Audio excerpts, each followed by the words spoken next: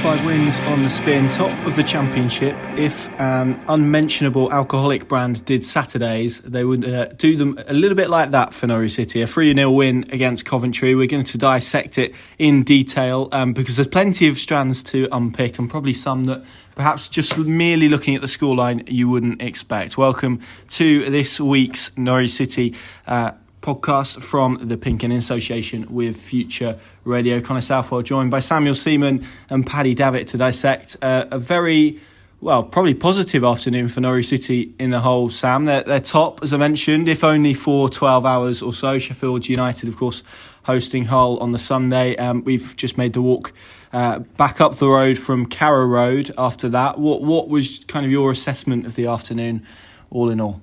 Well, firstly, I'm mainly just thinking about how long you've been working up that introduction about the unmentionable alcoholic brand. But no, in all seriousness, a very good afternoon for Norwich City. And, you know, when you win 3-0, you can't really complain, and Norwich fans won't be generally. But I think it was also an afternoon where it was laid bare the weakness of the Championship at times, and Coventry really didn't put in any sort of performance that threatened Norwich at any stage, despite the fact that for probably 20-30 minutes in the second half, at the start of it, they were at odds really. They seemed to have no idea what they were doing. They seemed a little bit lost on the pitch, and yet two good probably 15-minute spells have done for them in the Championship, and I think that highlights the growing gap between Premier League and Championship, given obviously how woefully they failed to survive in the top division last season. So it's not good from that point of view. But, as I said, Norwich fans certainly won't be complaining having won 3-0. They're top of the Championship for the first time this season, and that means they're in a really good position to now kick on and achieve what they want to achieve, which is, I'm sure, not only promotion but winning that title for a third consecutive go in the Championship. So I don't think we learned anything particularly new about Norwich this afternoon, but there were certainly developments that will help them going forwards. Pukki scoring his first goal of the season. Another good performance from Ramsey when he'd been questioned for his performance at Birmingham on Tuesday. So, plenty of good things to talk about. But overall, very routine and not perhaps as encouraging as the scoreline would suggest. No, I would agree. I mean, you've said people won't complain. I'm probably going to complain a little bit later on, so we'll come back to that. And also on the introduction, what makes that more impressive is that I don't drink at all. So the fact I've been able to pluck that reference maybe suggests that said company had a very good advertising campaign moving around. Too much time on Twitter, to be honest, mate. Quite possibly that. Pat, I feel like we should just get out of the way kind of your associations with Cole. I feel a little bit like I'm asking. What do you mean? As if that's some sort of a dirty secret, Cole? Well, it's not. But I feel almost like I'm putting a question to a player about his former club in many regards. So, as an afternoon, because I'm sure people will be interested. What was that like for you watching the club that you grew up supporting? I think obviously you're a Norwich fan now and whatnot. Yeah. But the club you grew up supporting against the club that you cover professionally. I mean, it's quite an interesting dynamic. It's obviously not something that I have to experience. Sam neither. No, I didn't enjoy it, if I'm brutally honest. Of course. Which goal did you dislike the most? The first one was pretty bad. The first one was pretty bad in terms of from a Coventry perspective. As Mark Robins said after the game, it was very impressive in his post-match, actually, given having quite an horrendous start to the season. But basically said, if one of my players is trying to do step-overs on the edge of his own box and you've got a predator in Pukki, then it's only going to end one way, and that was badly. And it's a bit sad at the minute. But, I mean, Robins is a legend there, what he's achieved, to get him from League 2, essentially, with all the sort of backdrop about not having a home and playing away from Coventry for a period of time. So, they had a good season last season, the Championship top 10, and hasn't quite happened for them at the start of this season for on and off pitch reasons. But I think under him they'll be fine in terms of their status in the Championship. But as Sam alluded to, it wasn't really a contest for large parts. Other than the support, I think the Cov fans probably won that hands down, even if they didn't have a drum. I'm not trying to be incendiary there, but 1,800 were there and they sang from start to finish, and that was the main thing for me. It was nice to hear some of the songs I used to sing on the terraces, so that was a bit of a nostalgia vibe. But I came in with no expectations before the game that Cov would get anything, and so in that regard I was proved right. But my good mate actually, Rich, I'll give him a mention because he's an avid follower of the PinkUn content on all our platforms. He called it. He said it'd be a 3-0 to Norwich when he saw the team news, and he was spot on. So yeah, I think ultimately turning it back round swiftly to Norwich, very, very impressive how they managed the game. I know Dean Smith alluded to, thought their standards dropped a little bit after half-time, and Tim Krul had to make a big save at a big moment when it was 2-0. But I think overall, the results and the points now tell you they're definitely heading in the right direction. And, we talked about it, Connor, as we left Carrow Road, it's levels within levels in the Championship now, and Norwich's squad depth is ridiculous at this level. It'll be interesting to see how they get on against Burnley this coming Friday, because that'll be, for me, probably the benchmark about where Norwich are going this season, because with the greatest respect, I don't think we learn too much from beating very bang average Coventry side and even Birmingham midweek, albeit they made hard work of that. But I think Burnley feels like the first real acid test, but they're doing everything that's asked of them now, and to be top 8 games in, having not picked up a win in the first 3, is testament to Dean Smith and his players. Yeah, just on the Cov fans, they bought 1,800, which is, I think, probably the biggest following we've seen. Certainly in terms of noise, they were excellent all afternoon, even in spite of their team's performance. I actually went for a run, or if anyone seen me run, more of a plod around my area this morning, and there's a pub at the end of my road, and it was about 9:30 in the morning, and there was already a coach full of sky blue shirts in there. So that's pretty impressive. I didn't even know the pub opened that early. So whether they made communications that they were attending said pub, I don't know. But it was an interesting afternoon in many respects, and I feel like, and you're probably going to moan at me or call me a killjoy or whatever, but I still didn't necessarily feel, and maybe this is because of, and I made this point in my verdict, maybe it's because of what we've seen in the past, maybe it's the bar that they've set themselves. Still don't necessarily feel after 7 games in the Championship that Norwich are as fluid or as consistent in their performance levels as perhaps they need to be. But then, Sam, given what Paddy said there about the levels within levels in the Championship and just how big the gap is now in terms of from the Premier League and teams that drop out of the Premier League to everyone else in the Championship, does it matter that Norwich maybe aren't as good as perhaps people will expect them to be, looking at the amount of points they've amassed in the last 5 games and obviously their position in the table? In the short term, it doesn't matter at all. If they get promoted, they'll be happy. But in the long term, I think that's where people are starting to look now, because they've experienced 2 promotions the last time they've seen Norwich in the Championship. I don't think they're necessarily satisfied with just another promotion. I think they want to see the signs of a team that's able to build on that in the Premier League. And the end goal, we all know, Stuart Webber spoke about it on a podcast he went on this week. The only thing they're working towards is Premier League sustainability and survival. So in a way, no, it's not really enough. I suppose if they don't look like a side that could even compete in the Premier League, which at times they haven't this season, I'm not saying that's always been the case, but rarely have they looked like a team that's going to comfortably survive and sustain themselves in the Premier League long term. And given that's the goal, I think Norwich fans are right to perhaps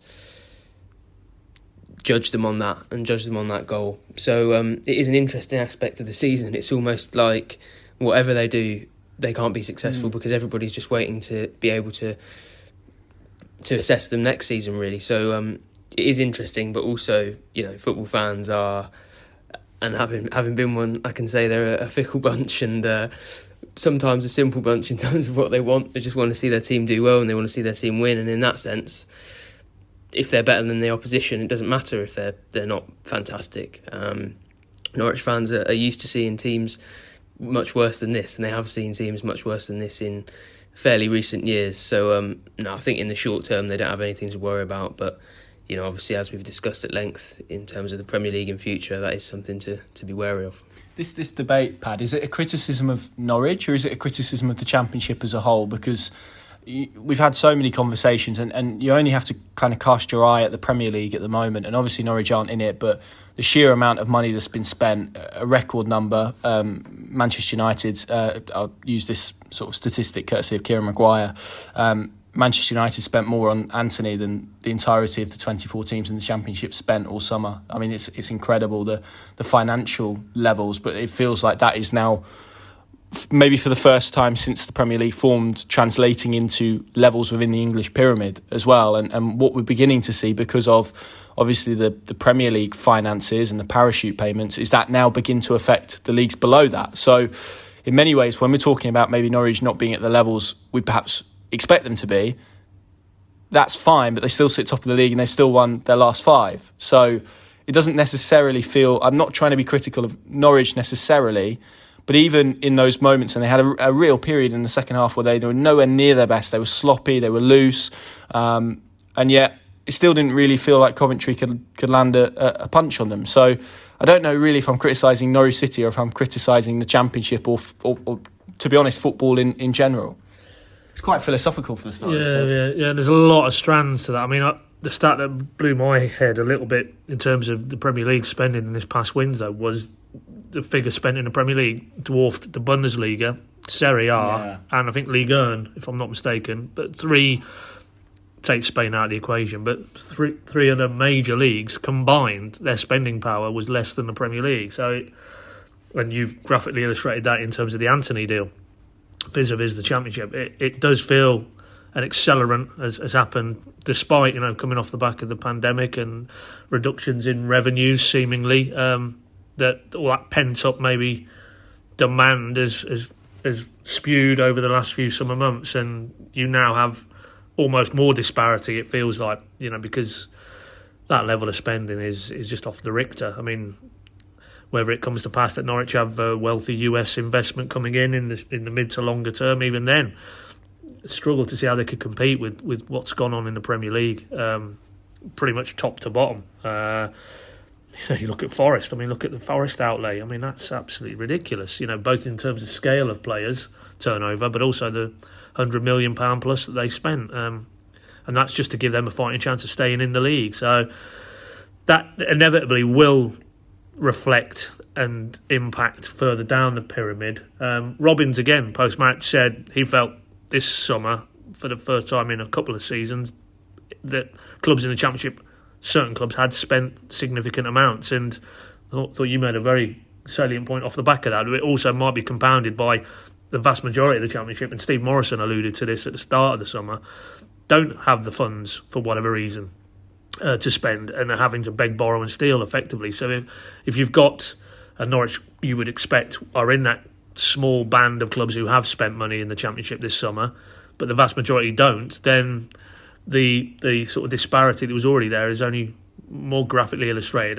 It's a bit too early to make hard and fast conclusions because we're only 8-9 games in, but if we get to the turn of the year and it's Norwich and it's Burnley and it's Watford fighting it out, which is plausible, more likely rather than unlikely, then you have to probably say that does underline again that the finances, there is an imbalance. And again, Webber on that podcast recently was asked about the parachute payment backdrop that clubs who come down, are afforded, and he was very, as you might say, maybe he's got a vested interest coming at it from a Norwich perspective, but he felt it's a reward for success, not failure. That those clubs, and he was right. When Norwich first went up under Farker, they didn't have any parachute money. When he was at Huddersfield, likewise. Forest last season, albeit they have a wealthy owner. So it's a really complex debate, and I don't think there are hard and fast conclusions you can draw this early in the season, but it feels, on the evidence of the games we've seen involving Norwich, that there is a gulf, and again that graphically was illustrated today with Dean Smith turns to his bench, on you go Kieran Dowell, on you go all those other players, on El Hernandez, Gabby, Zara, and these teams just don't have that enviable resources to call upon. So what isn't in dispute is I think Norwich's squad is the best in the division in terms of quality and depth, and that is because they've had the finances to be able to do that. So I think you have to be honest and say that Norwich are riding the wave, which is probably the adverse effect when they're in the Premier League, that they can't really compete on a financial level playing field. At this level, it feels like they have all the financial advantages going, but you still have to buy the right players, you have to have a coach who incorporates them into the right systems, and it isn't a guarantee of promotion, but it certainly enhances Norwich's chances of going back again this season, I think. Yeah, I find it really interesting when we have this debate, and the external view, people who follow Premier League clubs are so quick to talk about parachute payments rather than perhaps the transfer fees and the outlays that are being made. That's interesting in terms of the way this conversation is being framed within football more widely. I just fear where we're going to end up, and that's not just off the base of that, as you say, that's a longer, deeper philosophical question that we won't have on this podcast, but it's an interesting backdrop to what Norwich City are doing in the Championship at the moment. And Sam, where I would be critical of Norwich is kind of what we spoke about from the outset, really. Dean Smith has said from the start of this campaign, particularly at the moment, he's not that interested in league tables. It's about consistent quality performances.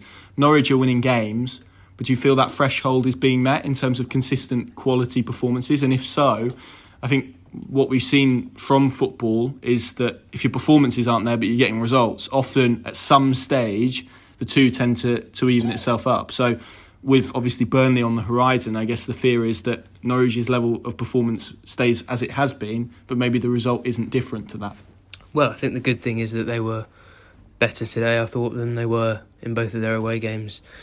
Obviously, sort of this week. So, you know, they're heading in the right direction, and maybe they are trending upwards just as they get to one of their bigger games of the season in a trip to Burnley. So, you know, in one sense, I don't think they were particularly poor today. But, you know, any discussion about consistency was out of the window if you watched that game today. There certainly wasn't any of that, even within the 90 minutes. They looked like different teams at times. But then again, if a team is consistently good, they're probably in the Premier League, and I think that's actually when you get towards the top levels, you notice that quite a lot, is that pretty much any professional footballer has to be supremely talented just to get paid to do that job. It's about the consistencies, and it's about delivering on that talent on a regular basis. That's what makes the best players, and that's what makes teams that are successful on a regular basis. So maybe in the Championship, wishing for any kind of sort of perfect consistency is a bit ridiculous, really, because otherwise they wouldn't have been relegated. They would be in the Premier League, and you know, they pulled off some decent wins last year. They beat Watford 3-0, an impressive performance. They beat Southampton 2-1, who are a very stable Premier League side. A few years ago they beat Manchester City 3-2, and if they were performing like that consistently, they'd still be in the Premier League. So I think consistency is perhaps a more underrated aspect in football, and something which I know Dean Smith wants, but I don't know if he's going to achieve it particularly easily with a side that's not funded by the sorts of ridiculous amounts of money you were just speaking about, really. So in a way, no, they're not meeting Dean Smith's demands, but I think his bar probably won't be particularly high compared to maybe what we see with the likes of Manchester City, Liverpool, who find a way to perform well every week, even if they're playing twice a week. I think what Smith will be looking for, although performances are important to him, is just that ability to find results. And not only did they do that in a basic way in the two away games, they did it with still a pretty decent performance and some really good signs today. So, you know, as far as reaching that level, I don't think they're too far off reaching their own level in terms of consistency. And I think they will probably get there soon. We're seeing some good signs, and they have too many good players to not be doing that, because as we've seen with the substitutions, if a player isn't doing well, there's, you know, you look at attacking midfield, there's probably three options that are good enough to be leading Championship players for various clubs in that league. So, you know, I think they'll find that consistency by virtue of the squad depth, and they've got too many good players to not have 11 that are in form. So I think eventually they will get there, and they will be able to do that, if not week in, week out, then on a fairly regular basis. But, you know, it's not as easy as it sounds just to be producing the good performances on a weekly basis. Yeah, and I guess to flip that point on its head, really, and maybe provide some balance, the fact that they haven't had a consistent 90-minute performance, the fact that they are winning games and they have won 5 on the spin, and they're winning these games beyond maybe the 2 away games that they had. Certainly the 3 home games I think have been relatively comfortable. The fact they're doing that shows probably the levels that this team can reach this season if it continues on the trajectory that it's on at the moment. Yeah, I mean, it's all relative. Consistency of performances there for me at home, because they have been in command for those 3 home wins. I think it's a bit unrealistic if we want to measure that, or the metric is from minute 1 to minute 90, they don't come off their levels. I think we touched on it there. Bar probably bar Liverpool and Man City. That doesn't apply to any other team in the Premier League. They all dip within games. Sorry to interrupt, but this is kind of my point. So are we measuring them against Premier League performances? Are we measuring them Championship performances? That's the interesting bit for me, and I guess that's kind of where they are, isn't it? Because they are realistically somewhere between the two. Well, Norwich is two. Let's just use as a benchmark. Norwich is 2 times have been in this division previously. They've won it both times. Were they consistent from August, September through to the following May, week in, week out? No, they had to grind out results. 17 single goal victories the last time. Many of those, they didn't hit their stride, but they found ways to win. So for me, Smith's an arch pragmatist. I don't think he's looking for some perfection in performance level week in, week out, or from half to half within games. I think he will be very happy if they roll on in the manner they are, if it brings the results that get them back in the Premier League. And as he said, people were quick to throw at him immediately after relegation. It might have even been the day at Aston Villa where it was confirmed, and that post-match press conference there about, but what if almost skipping over this step and you're already back in the Premier League, and then what next? How do you break the cycle? And he pretty much said, handbrake on. I'm not even bothered about thinking about the what next. My job now is to get this group or this football club back to the Premier League, and I think that's the be-all and end-all. I don't think he's future-proofing what he's trying to do in terms of a style of play, how they go about it. That might evolve as we get, past Christmas and things look hopefully rosy in terms of the end goal. But the here and now, he said it after Birmingham. He said to his players, these are the hard yards. Nobody in May, if they've achieved promotion, are going to look back and think, they were under the cosh at Sunderland, they didn't play particularly well, and Birmingham really put it up to them. They'll think, we took 6 points from those 2 games. And I think that's very much his mindset.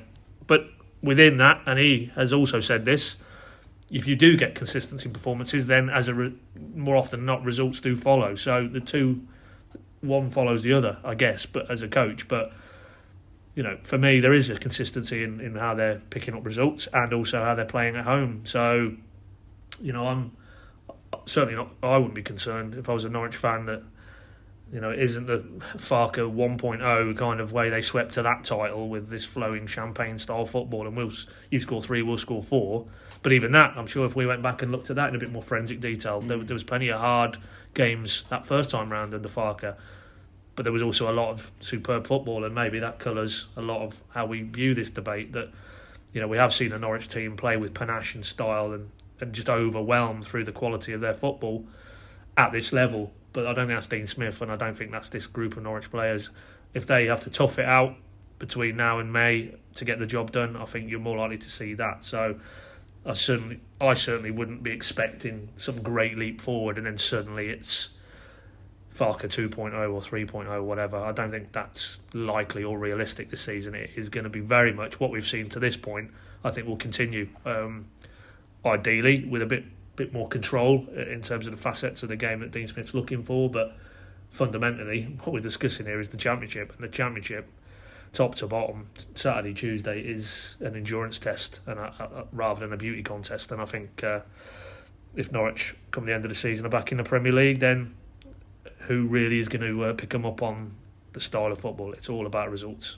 Yeah, and I suppose it's nice that we can have this debate with them having just won 3-0 at home and sitting top of the Championship. I think ultimately you get to the core of it, and it does feel like probably more of a criticism of the Championship and the quality within it, but probably more so of, I don't want to say the state it's been allowed to get to, because that feels a bit derogatory, but certainly where it is at the moment probably doesn't feel like where it has been in the past as a division in terms of quality. And there are various reasons for that, which again we probably can't get into in terms of this pod. But Sam, let's look at this game in detail then. 3-0, probably a case of two halves for Norwich City, as we kind of got into already around consistency. First half was pretty good. Second half wasn't really, to put it simply. But what Norwich did do very well in the first half, and we've spoken about kind of the sheer amount of players they had, Smith seemed to find a system that got the best out of quite a few of them. You look at Aaron Ramsey, who came in and was very good. Teemu Pukki came in, scored his goal. He's off and running now. Josh Sargent on the right again. It was probably really the left side that I was looking at and feeling, well, that's probably a little bit lopsided, but naturally that's because of necessity more than perhaps choice. So it was a positive start to this contest, and ultimately 2 games by half time. The game was pretty much as good as done then, really. Yeah, I think Smith actually said in his post-match press conference that he felt like they probably should have had more than the 2 goals they went in at half-time in front. And at that point, I think Coventry provided a little bit of a scare when they had that chance. I think it might have been the first or second minute in that second period that they went through one-on-one. Tim Krul made the good save, but other than that, I don't think there were ever any worries that they weren't going to get the job done, even when Coventry, for the 10 seconds that Carrow Road thought Coventry had equalised. I don't think there was too much fear among the group, or among the watching fans that Norwich weren't going to get the job done. For the reasons we spoke about, Coventry's lacklustre performance, some of the squad depth and individual brilliance that Norwich can call on at Championship level, they were just better. And over 90 minutes, it's hard for such a large gap in quality not to tell and not to be evident in the result. So, I don't think Norwich really ever had anything particularly to worry about. That system you spoke about and getting the best out of players, I think that's, to be fair, you have to give Smith credit for that. You look at managers like Gareth Southgate and what he's done with England. I don't think anybody's praising Gareth Southgate for being a particularly revolutionary or ingenious coach. The fact is, England have a very good and talented group of players, and he's not got in their way. And I think it's a similar case with Dean Smith in the Championship. Norwich have such a good squad that if the coach doesn't overcomplicate things and doesn't do anything to actually make it worse, and just sends them out as the group of players they are, decently coached, know what they're doing, then I think they're fine. And that's what he did today, really. He just put probably their 11 or close to their 11 best players, most in form and available players in the side that he could, and they went out and they were the better team and they won. So you have to give him credit for that. But no, I don't think Norwich were ever really threatened, that they didn't look like they would win. There have been games where it certainly felt like that at Sunderland after 75 minutes. I certainly wasn't of the opinion that Norwich were going to win that game. Birmingham going 1-0 ahead, you thought maybe it's one of those nights, but honestly Coventry probably could have taken the lead after the dominant spell Norwich had early on, and I probably still would have thought that Norwich were going to come back and win that. So that golfing quality, when it's that big, and I'm not saying Coventry have a squad that isn't going to be able to compete at Championship level at times this season, but just today they were poor. Norwich have the players where that maybe they were average, but that's certainly good enough to create a massive gap, and that was always going to tell in the score, in my opinion. Yeah, Aaron Ramsey, Pad, it was his first start at Carrow Road. We saw him start on Tuesday night, and it wasn't. I mean, he was okay. I didn't think he was particularly brilliant or particularly terrible. He was fine. He got through it and was okay. Obviously, last weekend he set up the goal for Josh Sargent to score. It was the first time we've seen him in kind of a 10 position, and there's been a lot of people who have maybe been slightly underwhelmed by his start and probably by his profile as well, let's be honest. He's someone who's come on loan from Aston Villa, Dean Smith's former club. That creates a certain type of narrative, I think, and probably a certain type of pressure on him as well. But also his CV, the fact he spent the second half of last season on loan at Cheltenham and I think registered 1 assist or scored 1 goal, didn't set the world alight. He's come into a side hoping to be at the top end of the Championship, and I think there's been some kind of conversations around that and whether that was the level of where he is at this moment in time. I think any questions around that were probably put to bed by half time in this game, because he was really excellent. He added a real injection of creativity and also plenty of ideas in the attacking third, which hasn't always been the case in Norwich City performances in recent weeks. No, I mean, as Dean Smith said, he brings vision and awareness and quality on the ball, and all those strands were illustrated by the role he played, key role in Josh Sargent's goal. People will either have been there live or they may catch up with the highlights, but just to kill Teemu Pukki's cutback and then immediately shovel it on, almost as if he had a sixth sense that Josh Sargent was going to be there in the middle of the box. It was Premier League-esque piece of play, I thought, and he is a Premier League player. He's a very young man, but he's highly, highly regarded. You know, he's among his peer group in England, amongst the best players at his age currently, and that is raw talent that Smith, Shakespeare, and Liam Bramley, first team coach, who helped him, was part of the coaching team that won an FA Youth Cup with him.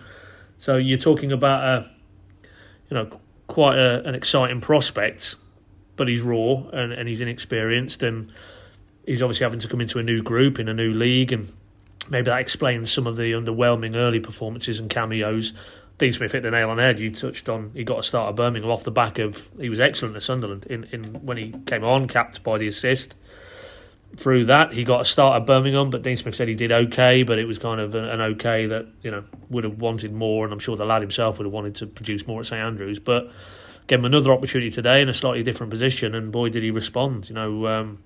Deserved his standing ovation from many parts of the ground when he came off in the 70th minute, give or take, and really, really exciting to see how he goes now in that central role, because I don't think we necessarily felt he would be entrusted with the responsibility in a key area of the pitch, but the way he was linking up with Cantwell and Nunes and Sargent bodes well, and you just think with the caveat, of course, when he's so young, is that, and we're talking again, it feels like this pod is completely talking about consistency, but in terms of young players, you do tend to find those dips, and they'll go up and then they'll go down. So probably best not to run away with the idea now that there is the answer to a key position creatively in the final third. But on his day, he looks to have the quality to really leave a lasting impression, and it's just about how Smith manages him and how he develops now on this path. But good signs, I think, because you're right, there was probably pre-Sunderland a few questioning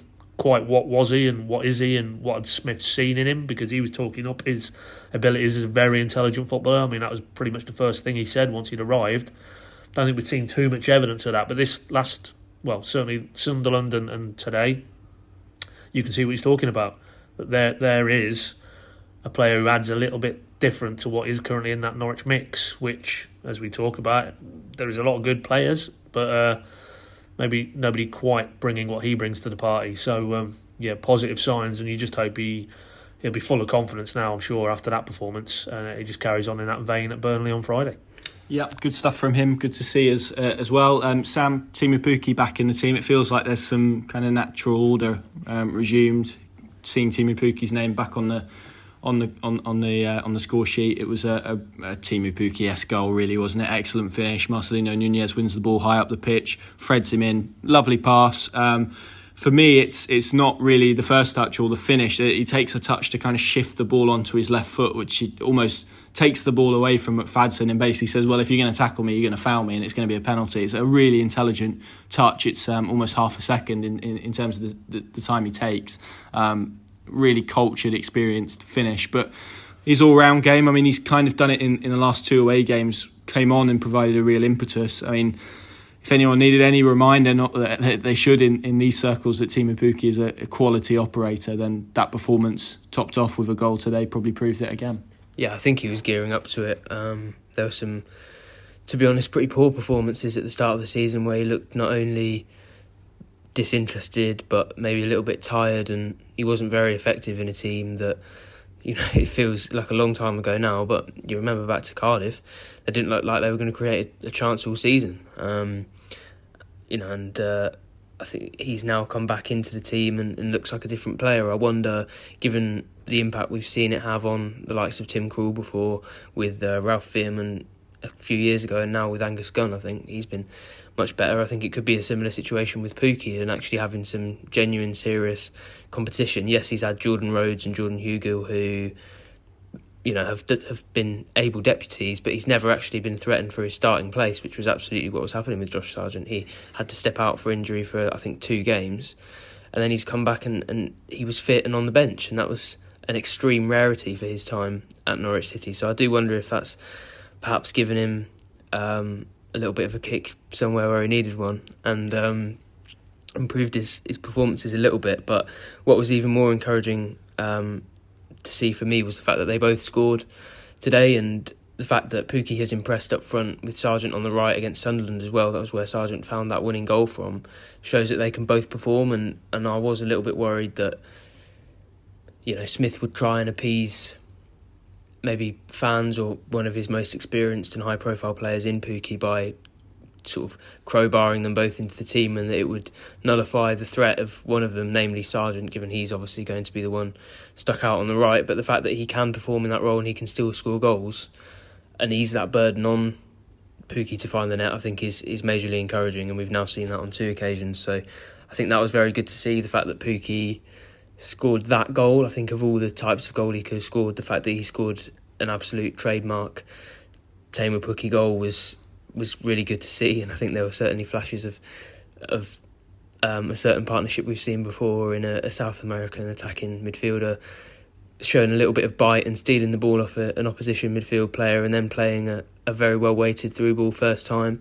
Pukki then just tucks it away, and I think once he got into that position, once he took that very, very intelligent and good touch that you referenced, I think that everybody in the stadium that's seen Teemu Pukki play before and seen a few of his goals before knew that was ending up in the back of the net. So yeah, it's fantastic to see him sort of back on top form, and if he can stay like that and if he can continue to perform, which I'd suggest he could now that he's got the likes of Nunez and Ramsey, probably is capable of playing those sorts of balls through and providing him with the sorts of chances he likes to feed on. Looks like he's in a good position now to get back to exactly where he was. Well, I was going to say 2 years ago, but he's continued it, unlike the rest of his teammates in the Premier League before. But it looks like he's going to be back to where he was, a happy, healthy Norwich City striker.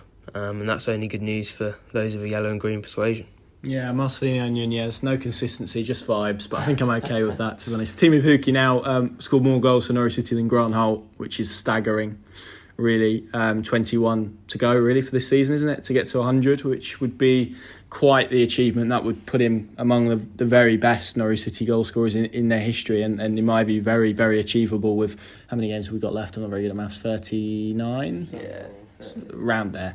We're already at the stage where we lost count of how many games are left. That's the Championship for you. I was going to ask you, Pad, about Josh Sargent, because he had to play in a slightly different role, but I thought Dean Smith made a good point in his post-match press conference, which is because a lot of teams at this level play free at the back, Cov did so again, it pretty much allowed him to play as a second striker. So even though he was a right winger, it did feel like almost Norwich had a front two at times, and they did get a lot of joy out of combinations between Sargent and Pukki. So I think if you were looking at it, asking the question, can they play in the same team? I think on the evidence of what we saw today, that's probably an emphatic yes.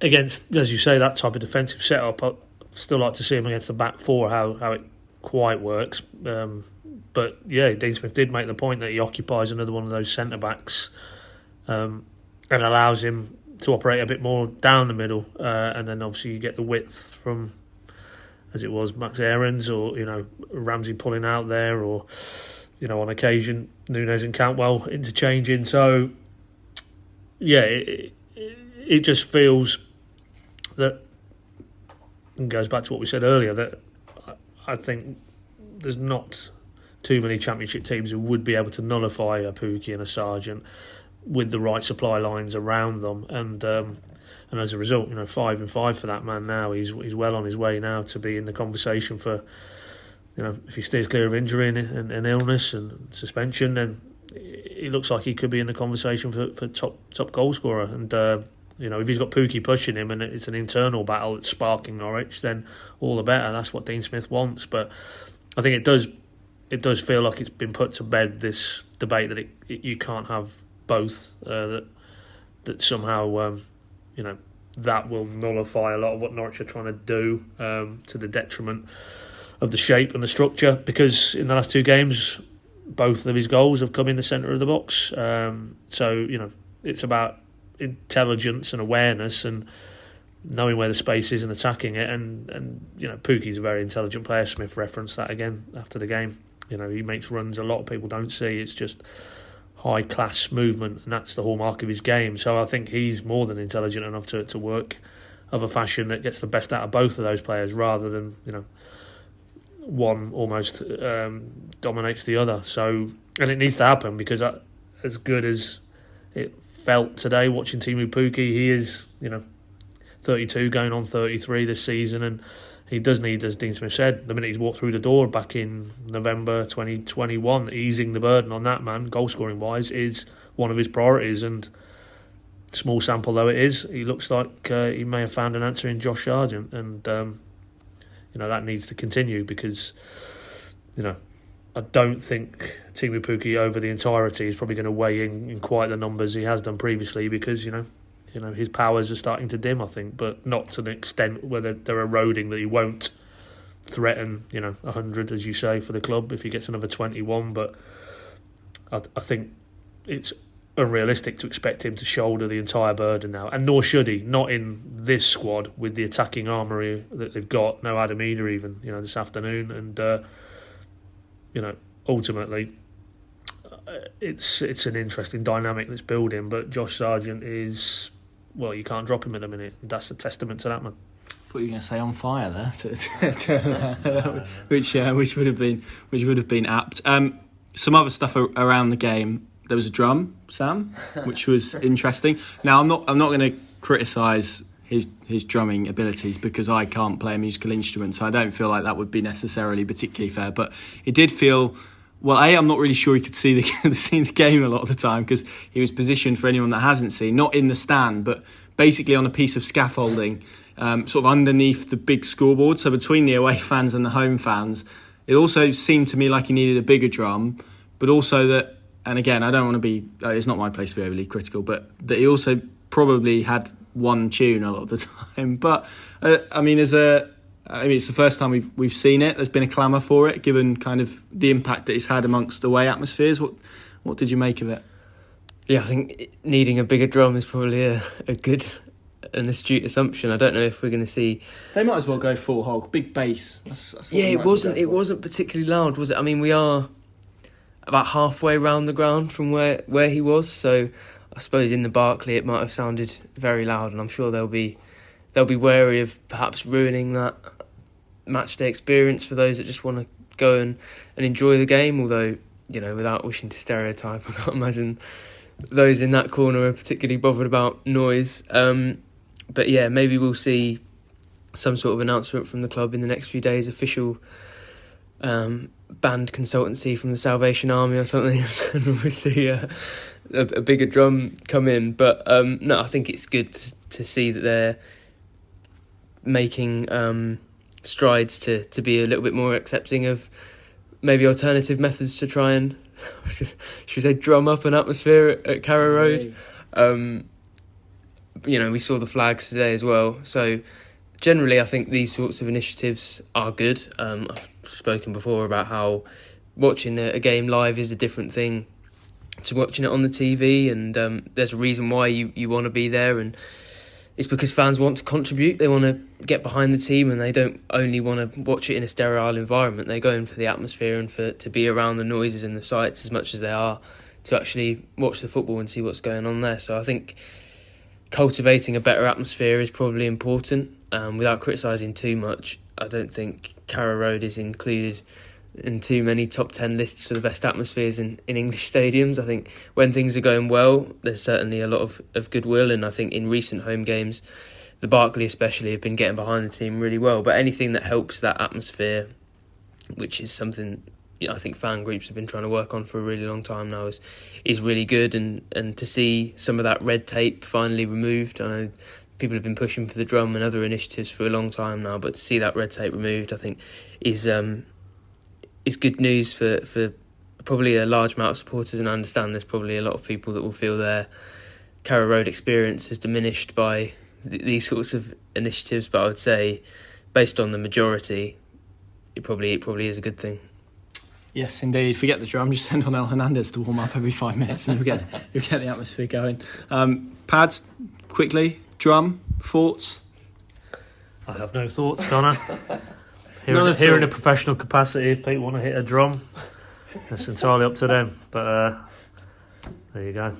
I made my point clear earlier on. I think the Cov fans probably won the vocal gymnastics hands down, but then it's probably easier when you're in a confined away space. Norwich's away support is very vocal, so. But deadline day signing for the drum. Let's go give it a chance. Let's not be too hasty to consign it. or look for an upgrade on the drum. I'm sure he'll go home and reflect on his drumming, and he'll come back stronger for the experience. Indeed. I think it was Chris Lakey, obviously our head of sport here. He tweeted after the game that I tweeted that there was a drum, and that was an interesting fact. And he said that the only place a drum belongs is behind a lead singer. So I think that's maybe a point in case about that. Let's turn back to the football then. We kind of touched upon this. So next Friday, Pad, Burnley, a team that Norwich City were relegated with. Burnley actually finished with significantly more points than Norwich City did last season. They've obviously had probably a bit more upheaval with the removal of Sean Dyche as manager. That came after Norwich City beat them at Carrow Road in May, one of the few Premier League wins. Vincent Kompany is obviously there now, so we have to call them Vincent Kompany's Burnley. That's written into law.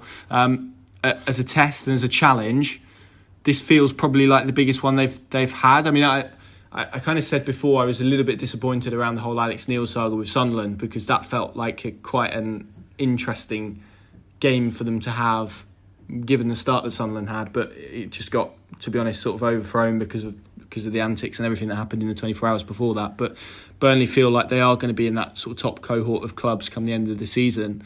This is a real test against a side who do like to play football and do have kind of a real clear style of play. Absolutely, yeah. With the greatest respect to the previous 8 opponents, this is the type of game that I think will give us a real indication of where Norwich can go potentially. And the Dean Smith, not definitive in any way, shape or form, given how early it is, but just looking at it here now, they think if they hadn't conceded a 98th minute equaliser to West Brom on Friday, they're on a point less than Norwich from 8 games. Turf Moor, they've won 1 and drew 3, so that's the challenge facing Norwich. Can they go there and be the first team to get a win at Turf Moor in the league this season? Really interested to see how that plays out in the Kompany, that whole sort of project. It does feel like a departure.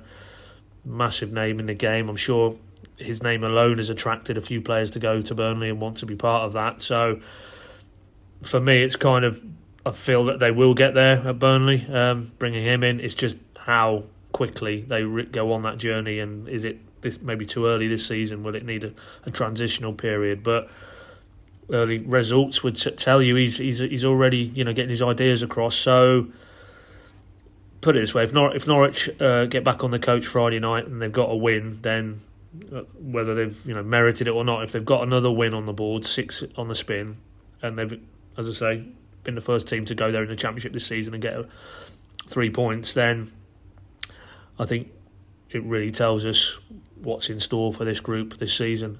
But conversely, my mind goes back to the previous title win at this level, and they went to Watford, another team in the same bracket, another relegated team previously.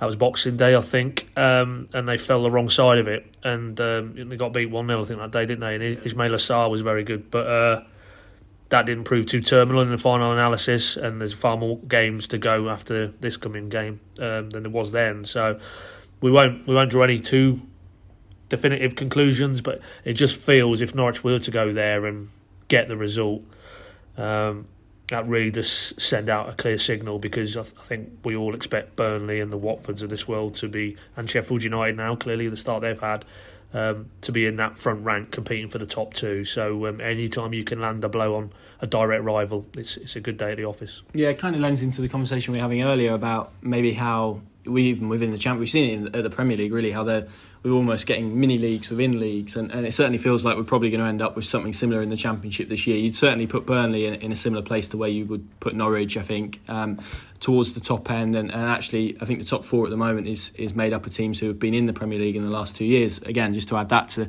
the debate that we had earlier. But Sam, if Norwich can, as Paddy says, record a win and do it however they do it at Turf Moor in the Championship, that would essentially make it 3 wins from Sunderland, Birmingham, Burnley. I mean, that's your Championship bread and butter, isn't it? If you're a side hoping to get promoted, if you can take maximum points at Turf Moor this year, probably very few teams will do it. But if you can do that, it's probably a marker of a good side, and also that you're probably on the way to doing something pretty special. Yeah, on the flip side, I wonder if they would take a draw, to be honest. They've won 5 games, and if you look at the 2018-19 Norwich City side especially, but also the last time they went up, I think their bread and butter was winning against the team they were expected to win against. And if you can do that without giving too many free points to your sort of top six rivals and taking draws here or there, then you can afford to maybe not put in incredible performances, because, you know, by Championship standards, it's going to be a huge leap from what they faced at home against Coventry to what they're going to face away at a very tough ground against a very good team in Burnley. So I think it's maybe more, and if Dean Smith is going to talk about consistency as an important point, then probably coming out of these games relatively unscathed and making sure you do the job when you're supposed to do the job is probably more of a realistic target than thinking, you know, we're going to go to Turf Moor and win 3-0 and send out a statement to the rest of the league. I just think that's not maybe the best way of going about things in a particularly gung-ho fashion.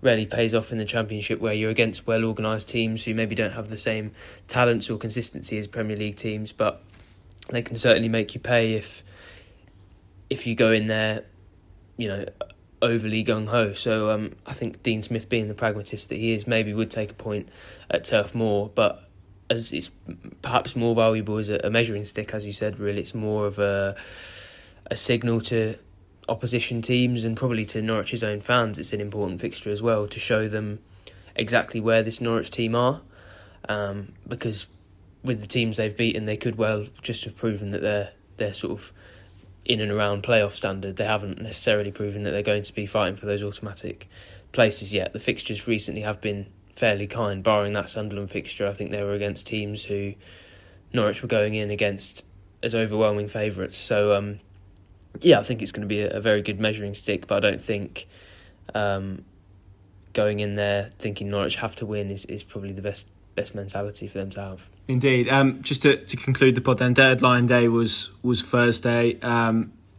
So the window kind of slamming shut at Norwich, it was, I think, gently pushed, and then someone put the chain on at about 2 minutes to go. It was a pretty uneventful day. I think Flynn Clark returned from Walsall. That was about as exciting as it got. But crucially, Norwich didn't get the left back they wanted, Pad, despite Dean Smith saying at his pre-match press conference ahead of this game that they were quite far down the line with one, and it obviously didn't materialise in the way they would have hoped. It's now a case of just, I don't know, getting Sam Byram in that, what was it, the Carrow chamber? Is that what it's called? Yeah, cryo chamber, and trying to muddle their way through until obviously the Free come back.